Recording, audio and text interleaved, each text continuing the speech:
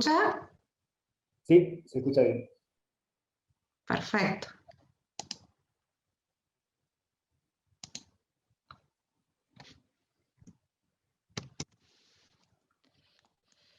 Buenas tardes, muchas gracias Jerónimo. Agradezco especialmente a Fray Rafael Cúnzulo y a todos los organizadores de este congreso y también, bueno, a los que se encuentran presentes en este momento, muchas gracias. Este encuentro es oportuno para poder tener la posibilidad de reflexionar acerca de la actividad interpretativa que lleva a comprender el sentido de los textos, la llamada por el maestro Beuchot esta hermenéutica analógica, de la cual tanto y tan bien se ha hablado, ya sea en el día de ayer como en lo que va del día de hoy. Y esta hermenéutica pretende justamente, al decir del profesor Beuchot, tener una hermenéutica que no sea equívoca, sino que sea una interpretación clara y rigurosa de los textos. En el marco teórico de esta filosofía hermenéutica, en especial en la versión elaborada por Gadamer, resulta ser el vehículo más adecuado para el desarrollo de las ideas del derecho natural, del cual me voy a referir un poco en este momento, en la coyuntura del mundo contemporáneo. Autores como el que mencionaremos a continuación, Francesco D'Agostino, nacido en el año 1946, contamos con él todavía, entre otros filósofos, no es el único, pero en su obra pone de relieve la decidida y acertada crítica realizada por la hermenéutica al pensamiento positivista, así como sus virtualidades para desarrollar el justnaturalismo y así poder replantear nuestra forma de pensar la filosofía, con este radical carácter hermenéutico.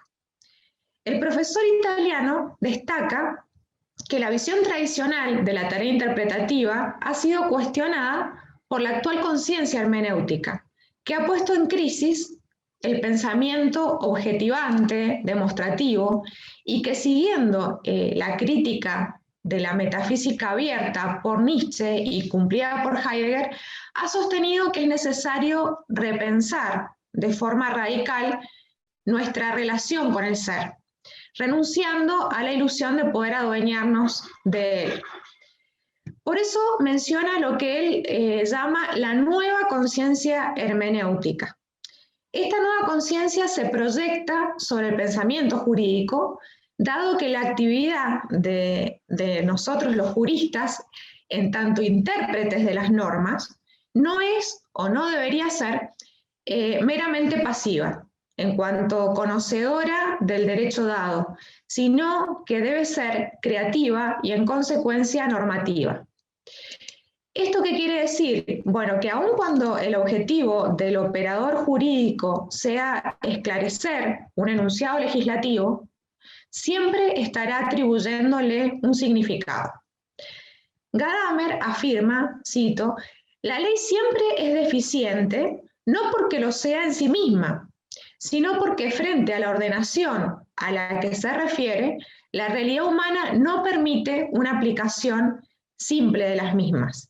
Fin de la cita. El filósofo alemán, luego de sostener la existencia del derecho natural con explícitas referencias al modelo aristotélico, adopta una vía de relativización de ese derecho, asignándole solo una función crítica y no dogmática, y situándolo así en el nivel de lo que conocemos con la frónesis, no en el nivel de los principios, sino en el nivel de la frónesis, y poniendo como un paradigma el caso de la epiqueia, que en Aristóteles no es sino una de las manifestaciones de lo justo natural. Con ello, el derecho natural sería insuficiente para sostener por sí solo, como objetivamente bueno para el hombre, el orden dado por la naturaleza, siendo insostenible, por ejemplo, la defensa de la vida, de la familia o de la amistad como bienes humanos básicos y buenos en sí mismos. Se entenderá aquí por interpretación a todo proceso cognitivo y su resultado a través del cual se alcanza la comprensión de un texto lingüístico de cualquier tipo que sea. Es decir, la aprehensión del significado que las palabras del texto vehiculizan o transmiten, ¿no es cierto? Ahora bien, como las palabras del lenguaje humano tienen una constitutiva función referencial paralela a la constitutiva función intencional del conocimiento, toda interpretación de un texto supone una cierta referencialidad de la comprensión. En relación a la interpretación jurídica, que es a lo que estamos mencionando en este caso, es el proceso cognitivo y su resultado a través del cual se aprende la significación práctica o la significación operativa de un texto jurídico normativo, ya sea respecto a un caso particular, como sucede en el contexto de la aplicación prudencial del derecho, o ya sea respecto de un número indeterminado de casos similares, como sucede con lo que llamamos la doctrina, ¿no? La doctrina jurídica, la interpretación jurídica que es ya doctrinal o científica. Se busca de esta manera entender la labor interpretativa como un diálogo o contraste de opiniones, para lo cual se requiere definir previamente los elementos que intervienen en ese diálogo. En el caso de la interpretación jurídica, uno de esos extremos es un derecho válido con una línea de significados lingüísticos que busca continuarse y hacerse efectiva. El otro sería el dialogante, que tiene también una consistencia propia de interpretante desde la novedad de un hecho o de una situación sobre la que hay que proyectar ese texto legal. Su planteamiento va a ser siempre novedoso, lo cual no quiere decir necesariamente que haya de ser distinto, divergente, del que expresa ya el texto legal. Betty hablaba en este sentido de dos fuentes de conocimiento jurídico. Una, la actividad legisladora, que termina en las reglas promulgadas y de validez formal, y otra, la actividad interpretativa, que se culmina con el conocimiento de los hechos sociales, de las experiencias concretas. Esta concepción trata de acabar con el, podríamos llamar, fetichismo legislativo que tanto ha sojuzgado la ciencia jurídica y abre el conocimiento legal a infinidad de experiencias, como la judicial, la administrativa, la negocial y la que tiene todo ciudadano de vivir en derecho. D'Agostino acoge la enseñanza del pensamiento hermenéutico clásico en relación a la doctrina de la interpretación, pero sin que ésta represente un elemento central para la definición del derecho que da el autor. El jurista italiano realiza una distinción muy importante, radical, entre lo que llamará la interpretación aplicativa propia del juez y la interpretación científica que realizan los juristas. Y va a limitar la interpretación a aquellos casos solamente de oscuridad, de insuficiencia de la ley positiva. Dice D'Agostino, a la ingenua confianza en el carácter unívoco y por lo tanto objetivo del sentido, se le sustituye la conciencia de su intrínseca e irreductible pluralidad y por lo tanto de su necesario carácter personal. Fin de la cita. Esto ha repercutido en la conciencia de los juristas, para los que justamente ya no puede haber interpretaciones verdaderas y no puede determinarse la norma a aplicar, sino una norma de entre tantas que aparecen como posibles en el caso concreto. La visión del profesor italiano es de carácter realista. Esto queda demostrado en sus palabras de rechazo al nihilismo, o bien a su forma mitigada y más burguesa, que es el relativismo jurídico, según el cual todas las interpretaciones posibles de la ley tienen el mismo valor. Esto llevaría a un sinsentido, es decir, a una posibilidad de vaciar la actividad del jurista de toda objetividad y reducirla así a un juego trivial e intrascendente, y es justamente, bueno, la tentación de la hermenéutica sin más. O sea, por ejemplo, en un texto que tiene el autor afirma lo siguiente: la hermenéutica, si por una parte se preocupa de afirmar el carácter irreductible, múltiple, personal, antidogmático, inobjetivable de la interpretación, por otra parte huye de cualquier tentación relativista, de cualquier tentación nihilista. Si todas las interpretaciones tienen el mismo valor, dice D'Agostino, ninguna interpretación tiene propiamente ningún sentido.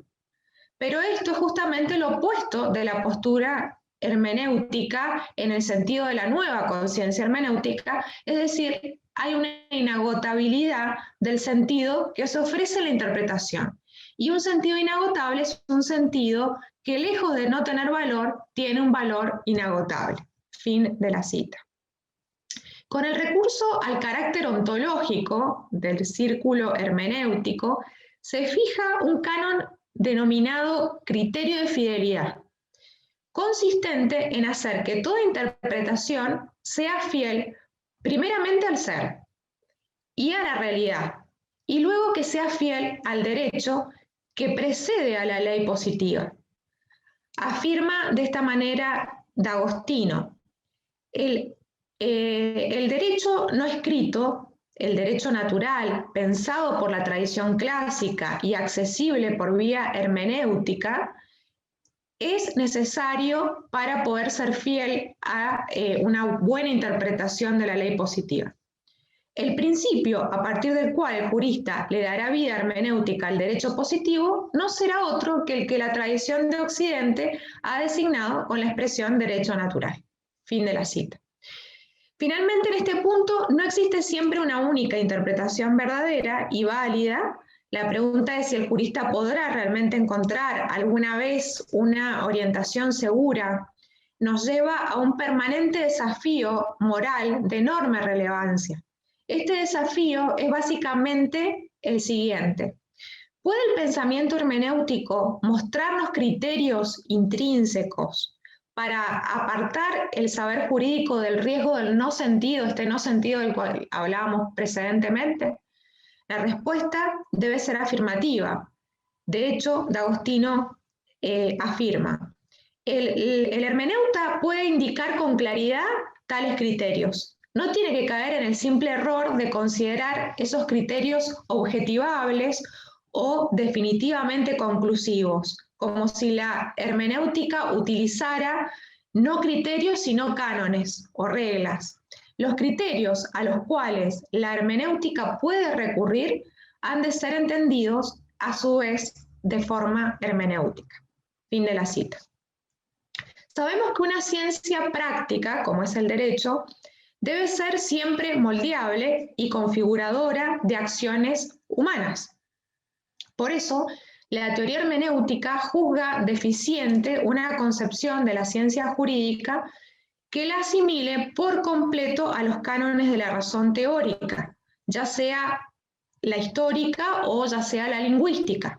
El comprender una ley no se hace sin referirla a unas situaciones de la vida humana y a una praxis de lo social. No obstante ello, los valores ético-políticos son parte importante y esencial de los conceptos jurídicos. El juez no puede dejar de considerarlos, dada su función de intermediario entre la norma y el caso concreto, como también entre la finalidad del derecho como práctica social y los valores compartidos por la comunidad de referencia. El contacto con los valores adquiere importancia dentro de la trayectoria intelectual del juez en la etapa de precomprensión y retorna en la etapa de control de la racionalidad de la decisión que ha tomado, después de la aplicación del círculo hermenéutico y de la construcción de las premisas del silogismo judicial.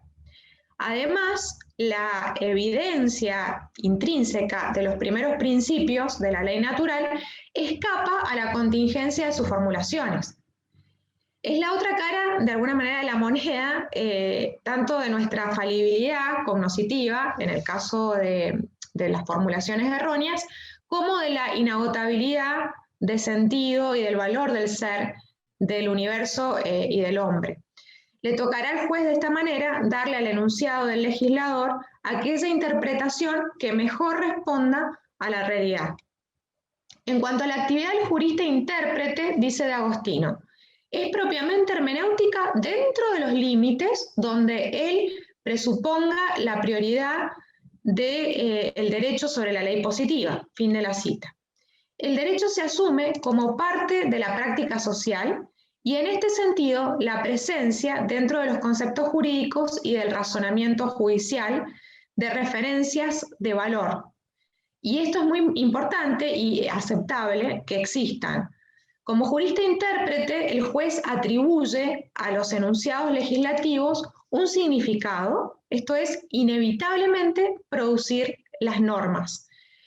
Tales normas son consideradas no solo jurídicas en el pleno sentido de la palabra, sino las únicas válidas que son capaces de resolver los casos controvertidos que son llevados ante el juez. Para concluir, sostiene Inciarte lo siguiente. Antes, la hermenéutica no significaba sino un método para la interpretación de textos. Ahora se la considera con alcance universal y, de hecho, cualitativamente distinta a la anterior.